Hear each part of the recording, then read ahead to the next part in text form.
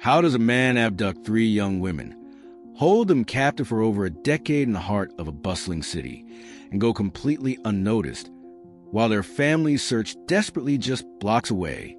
Welcome to Global Shadows, where we uncover the darkest crimes against the innocent, peeling back the layers of horror that lurk beneath the surface of ordinary life.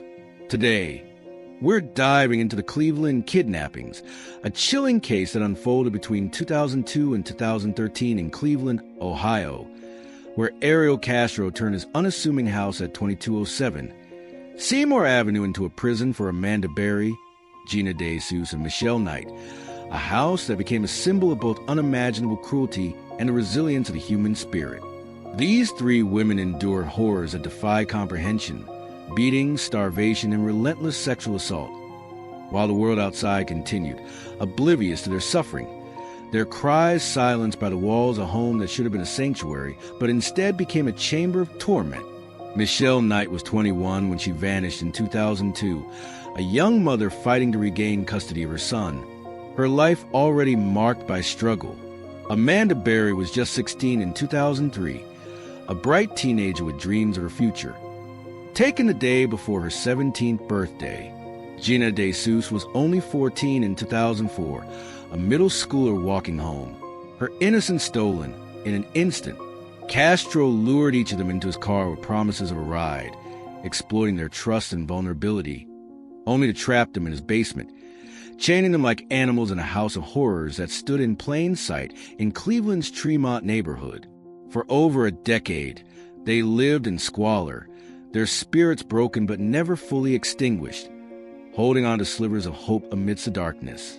Amanda even gave birth to a daughter, Jocelyn, in captivity, a flicker of light in a nightmare, a child who would grow up knowing only the walls of her prison until the day they broke free. On May 6, 2013, Amanda sees a rare chance to escape, breaking through a door with the help of a neighbor, Charles Ramsey, and alerting the police, who rescued Gina, Michelle, and Jocelyn in a moment that stunned the world. Castro was arrested, sentenced to life without parole, and took his own life in prison just a month later, leaving behind a legacy of pain and questions that linger to this day. How did Castro evade detection for so long, despite the signs that something was terribly wrong? And what can we learn from this nightmare to protect our communities from predators hiding in plain sight? Join us as we step into Cleveland, where a house on Seymour Avenue became a battleground for survival, and 3 women's courage rewrote their story from victims to survivors. What's the most shocking part of the Cleveland kidnapping so far? Drop your thoughts in the comments. Ariel Castro's reign of terror began on August 23, 2002, when he abducted Michelle Knight, a 21-year-old mother searching for her son after losing custody in a heart-wrenching battle that left her vulnerable and alone. Castro, a 42-year-old school bus driver known in Cleveland's Tremont neighborhood for his friendly demeanor, spotted Michelle walking near the intersection of West 106th Street and Lorraine Avenue, her face etched with worry as she tried to find her social worker's office after missing a court appointment that could have reunited her with her son. Castro pulled up in his red pickup truck, offering her a ride, claiming he knew exactly where the office was and could get her there quickly, his tone warm and reassuring. Michelle, desperate and trusting, accepted, unaware that she was stepping into a trap that would steal over a decade of her life. Instead of taking her to safety, Castro drove her to his home at 2207 Seymour Avenue, a 2-story house just blocks from where she stood, its white exterior and small porch hiding the horrors within. Once inside, he lured her upstairs with the promise of a puppy for her son, a cruel lie that played on her longing to be a mother, then locked her in a bedroom, chaining her to a pole with heavy metal chains, gagging her with a dirty sock to muffle her screams as she realized the nightmare she had entered. Michelle's captivity had begun. She would endure daily assaults, starvation, and beatings, her pleas for freedom met with violence, her hope of seeing her son again fading with each passing day. Less than a year later, on April 21st, 2003, Castro targeted Amanda Berry, a 16-year-old who worked at Burger King on West 110th Street, dreaming of a future beyond her minimum wage job. It was a day before her 17th birthday.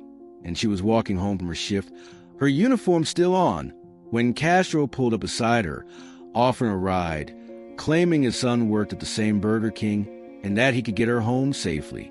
Amanda, tired from her shift and trusting his connection to her workplace, accepted, only to find herself trapped in the same house, her wrists and ankles bound with extension cords, her screams echoing in a room where no one could hear her. On April 2nd, 2004, Castro struck again, abducting Gina DeJesus, a 14-year-old walking home from Wilbur Wright Middle School, her school bag slung over her shoulder. Gina knew Castro's daughter, Arlene, and accepted a ride when he claimed he needed help finding her, a ruse that led her straight into captivity, her childhood stolen in an instant as she joined Michelle and Amanda in their prison. How could one man prey on these women in the same neighborhood, using their trust against them, without raising suspicion in a community that should have been their safe haven? Did you know Ariel Castro used his own daughter as bait to lure Gina? What's your first impression of him? Inside 2207, Seymour Avenue, Ariel Castro created a living hell for Michelle, Amanda, and Gina, a prison hidden behind the facade of an ordinary home in Cleveland's Tremont neighborhood. The house, with a white exterior, small porch, and neatly mowed lawn, blended seamlessly into the street, but inside, it was a chamber of torment.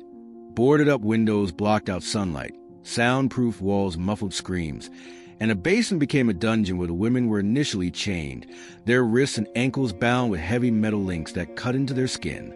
Michelle was kept in a small upstairs room, barely 8 by 10 feet, with a single stained mattress on the floor, her wrists and ankles bound with ropes and chains, often denied food for days as punishment for resisting Castro's demands, her body growing weaker with each passing day.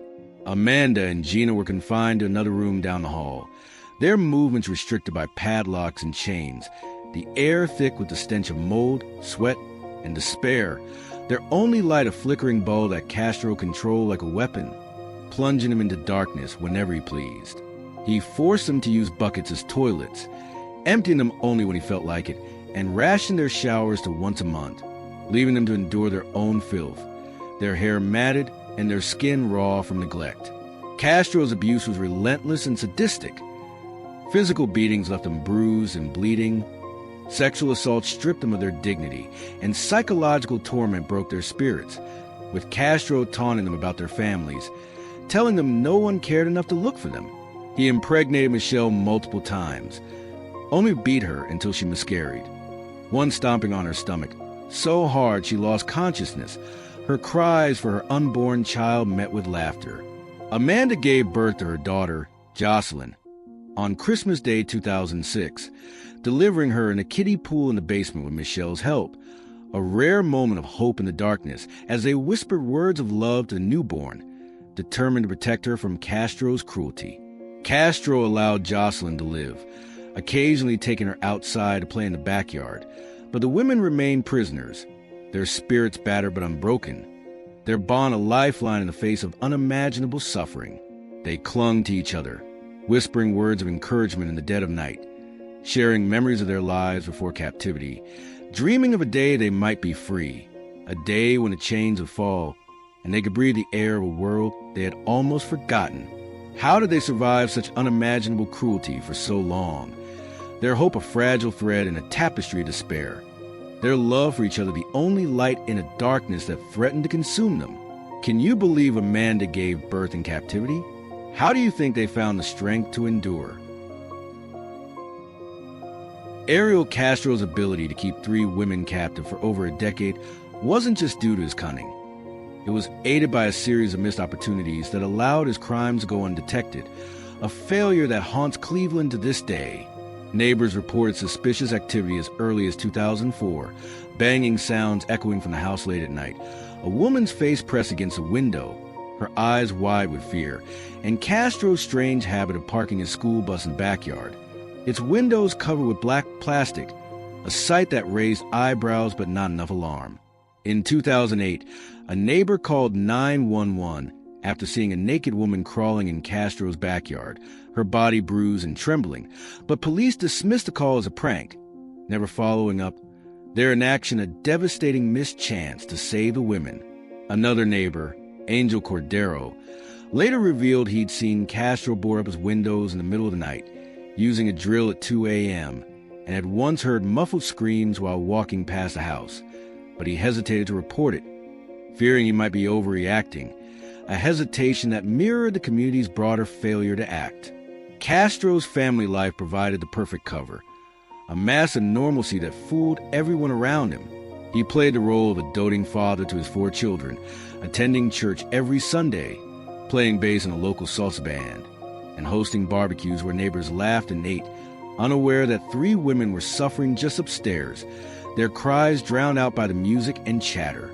His daughter Arlene, Gina's friend from school, visited the house regularly, sometimes bringing friends over, but never suspected her father's double life, never noticing the padlocks on certain doors or the faint sounds of despair that seeped through the walls. Cleveland police faced heavy criticism after the escape. Records show they visited the house in 2004 on an unrelated call about Castro's conduct as a bus driver, when he left a child unattended on his bus, but officers didn't investigate further, missing a chance to uncover the horror within. Posts on X from 2014 reflect public outrage, with users questioning how Castro went unnoticed for so long. One writing, "How do you miss 3 missing girls in your own neighborhood?" This is on the police and the community. The case exposed deep flaws in community vigilance and police response, revealing a system that failed to prioritize the most vulnerable, leaving many to wonder how many chances were missed to save Michelle, Amanda, and Gina sooner, and how many other victims might still be suffering in silence, their cries unheard by a world too busy to listen. What do you think about the neighbors' reports being ignored? Could better vigilance have saved them earlier? On May 6, 2013, after more than a decade in captivity, Amanda Berry saw her chance to escape, a moment that would change everything after years of unimaginable suffering. Ariel Castro had left the house for the day, heading to a nearby McDonald's, a rare outing where he forgot to lock an inner door in his meticulously controlled prison, a mistake that would prove his undoing. Amanda, now 27, noticed the front storm door was ajar, though a padlock still held it partially shut, a small crack of opportunity in the fortress that had held her for 10 years. With her 6-year-old daughter Jocelyn by her side, clinging to her hand, Amanda pushed against the door, her heart pounding as she screamed for help, her voice hoarse from years of silence, her cries carrying across Seymour Avenue in a desperate plea for freedom. A neighbor, Charles Ramsey, heard her while eating a McDonald's meal on his porch, the sound of her voice cutting through the afternoon air like a siren, a call he couldn't ignore. He ran over, his burger still in hand, and kicked open the bottom of the door. Splintering the wood as Amanda and Jocelyn crawled out, their eyes squinting in the sunlight they hadn't seen in years, their first taste of freedom a mix of terror and relief. Amanda, trembling, dialed 911 from Ramsey's phone, her voice breaking as she said, "I've been kidnapped, and I've been missing for 10 years. I'm free now." Her words a beacon of hope after a decade of darkness.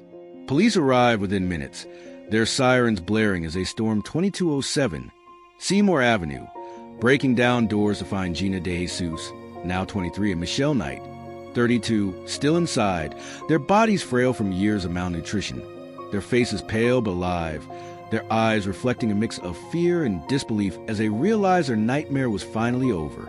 The women were rushed to Metro Health Medical Center, where doctors treated them for severe dehydration, malnutrition, and the physical scars of years of abuse. Their recovery a long road ahead, but a journey they could finally begin. The city of Cleveland erupted in celebration. Billboards lit up with messages of joy. Churches held vigils, and the girls' families, who had never given up hope, wept as they reunited with their daughters, holding them close in tearful embraces that spoke of years of longing. Castro was arrested that same day, charged with kidnapping, rape, and aggravated murder for the forced miscarriages he inflicted on Michelle, his smug demeanor replaced by the cold reality of justice.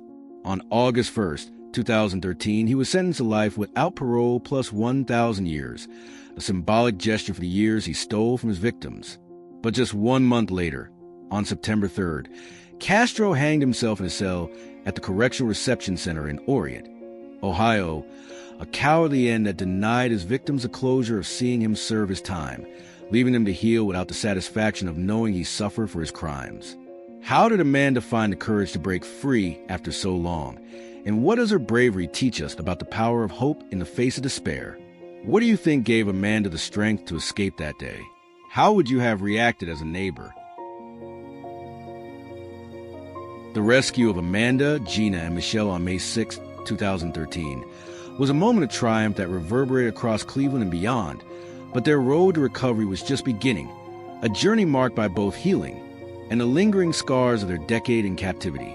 Amanda reunited with her family, her daughter Jocelyn meeting her grandparents for the first time in a tearful embrace at Metro Medical Center, a bittersweet moment after years of separation, with Jocelyn, now 6, clinging to her mother as she adjusted to a world she had never known outside the walls of 2207 Seymour Avenue. Gina, who had been a teenager when she was taken, struggled with the trauma of her lost years, but found solace in her family's unwavering love, her parents having held annual vigils on the anniversary of her disappearance, their faith in her survival never wavering. Michelle, who had suffered the longest at 11 years in captivity, faced the hardest journey. She lost custody of her son permanently during her imprisonment, a loss that deepened her isolation, and had no family waiting for her after her release, her own relatives having assumed she was dead. But she leaned on her newfound friendship with Gina for support, their bond a lifeline forged in the darkest of times. All 3 women endured severe PTSD, with Michelle requiring reconstructive surgery for injuries from Castro's beatings, including a broken jaw that left her unable to eat properly for years, her face a map of the violence she had endured. Cleveland itself was forever changed by the revelation of what had happened on Seymour Avenue, a street that had seemed so ordinary until its secrets were exposed. The house at 2207 Seymour Avenue was demolished on August 7, 2013, with Amanda and Gina present to witness its destruction, a symbolic act of erasing the past as the bulldozers tore through the walls that had held them captive, the crowd cheering as the last brick fell. A garden now stands in its place, planted with flowers in shades of purple and white, a tribute to the women's resilience and a space for the community to reflect on their strength. The case sparked national conversations about missing persons. Activists pointed out that Michelle's disappearance had been largely ignored because of her troubled background, while Amanda and Gina's cases, involving younger girls from more stable families, received more attention, a disparity that highlighted systemic inequities. A 2014 report by the National Center for Missing and Exploited Children noted that cases involving minorities or lower-income families often get less media coverage, a gap the Cleveland kidnappings brought into sharp focus, prompting calls for reform. The women turned their pain into purpose, writing books. Hope by Amanda and Gina, and Finding Me in Life After Darkness by Michelle, sharing their stories of survival and healing, inspiring others to speak out against abuse and advocate for the missing. What does their recovery teach us about the power of resilience? And how can their voices continue to drive change in a world that too often overlooks the most vulnerable? How do you think Amanda, Gina, and Michelle found the strength to rebuild their lives? What's your take on the media disparity? The Cleveland kidnappings forced the city and the nation to confront uncomfortable truths about how such a crime could happen in plain sight, a reckoning that exposed deep flaws in both community awareness and systemic response. Ariel Castro wasn't a recluse hiding in the shadows. He was a visible part of the Tremont community, known for his charm and friendliness, often seen playing bass in a local salsa band at bars on West 25th Street, or hosting barbecues in his backyard, where neighbors gathered to eat and laugh, unaware that 3 women were suffering just upstairs, their cries drowned out by the music and chatter. He attended church every Sunday at a local parish, his children by his side, presenting himself as a devoted father while he kept his victims locked away, a duality that fooled everyone around him, from his family to his neighbors to the police who crossed his path. Yet beneath this facade, he hid a monstrous secret for over a decade, exploiting the trust of those around him, a predator who thrived in the blind spots of community that never suspected the truth. The case exposed gaps in Cleveland's social systems. Michelle Knight's disappearance was barely investigated, with police assuming she'd run away due to her history of abuse and poverty, a bias that delayed action and allowed Castro to continue his crimes unchecked, a failure that underscored the city's neglect of its most vulnerable residents. A 2015 study by the Cleveland Division of Police found that missing persons cases involving minorities were 30% less likely to be prioritized, a systemic issue that enabled Castro to operate without fear, his victims' plight ignored by a system that should have protected them.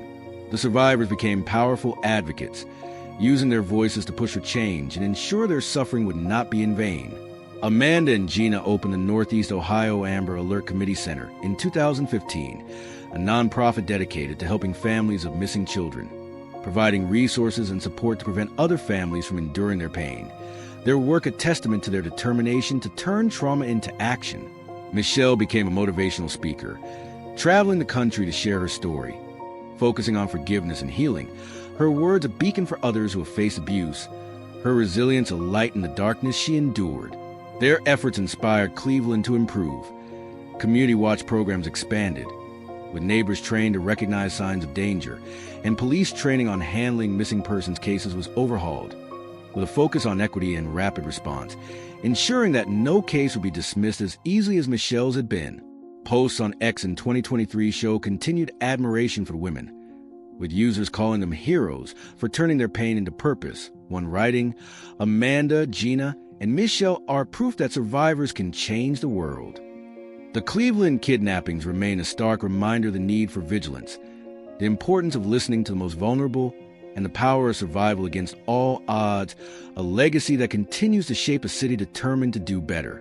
What can their legacy teach us about protecting the vulnerable, and how can we ensure that no one else suffers in silence as they did? What do you think about the systemic issues exposed by this case?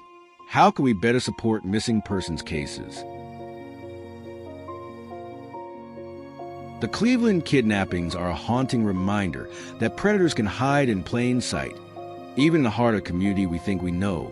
Their evil masked by a facade of normalcy. Amanda Berry, Gina DeJesus, and Michelle Knight endured over a decade of captivity at 2207 Seymour Avenue. Their cries unheard, just blocks from their families. A tragedy that should never have happened. A nightmare that unfolded while the world looked the other way. At Global Shadows, we're here to honor their survival by sharing lessons to keep your loved ones safe. Lessons that could have spared them years of suffering if only someone had acted sooner. First, teach your children and teens to be wary of strangers offering rides or help, even if they seem familiar or claim to know someone you trust. Castro used his daughter's friendship with Gina to lure her into his car, exploiting a connection that made her feel safe. Make sure your kids know to never get into a car with someone they don't fully trust, and always check with you first, even if the person seems friendly or offers a plausible story, because predators often rely on trust to disarm their victims. Next, stay vigilant in your community, because the signs of danger are often there if we know where to look. The neighbors around Seymour Avenue noticed suspicious signs, banging noises, boarded up windows, a woman in distress. But too many hesitated to act decisively, fearing they might be wrong. Don't let that fear stop you from reporting anything unusual, like strange noises, secret behavior, or a house that seems too quiet to the police, because your call could save a life, just as a neighbor's quick response saved Amanda, Gina, and Michelle. Support initiatives that improve police response to missing persons cases, especially for marginalized communities, as Michelle's case was overlooked due to her background, a systemic failure that allowed Castro to continue his crimes. Advocate for equity in how cases are handled, ensuring every missing person gets the attention they deserve. Volunteer with organizations like the Northeast Ohio Amber Alert Committee, founded by Amanda and Gina, to help spread awareness and ensure communities are equipped to respond quickly when someone goes missing. Finally, foster open communication with your children. Let them know they can always come to you if something feels wrong, giving them the confidence to speak up before it's too late, a confidence that could prevent a tragedy. Let's build a world where no one suffers in silence like Amanda, Gina, and Michelle did, a world where vigilance and love protect the innocent from the shadows that lurk nearby. To Amanda, Gina, and Michelle, I don't know what was that kept you going during those horrible moments, but whatever it is, I pray it stays with you forever. Your courage inspires us to do better, to be better for every child and every family. If this story teaches you something, subscribe, share, and tell us how you teach your kids to stay safe from predators hiding in plain sight in the places we least expect. What steps do you take to stay vigilant in your community? Share your safety tips below.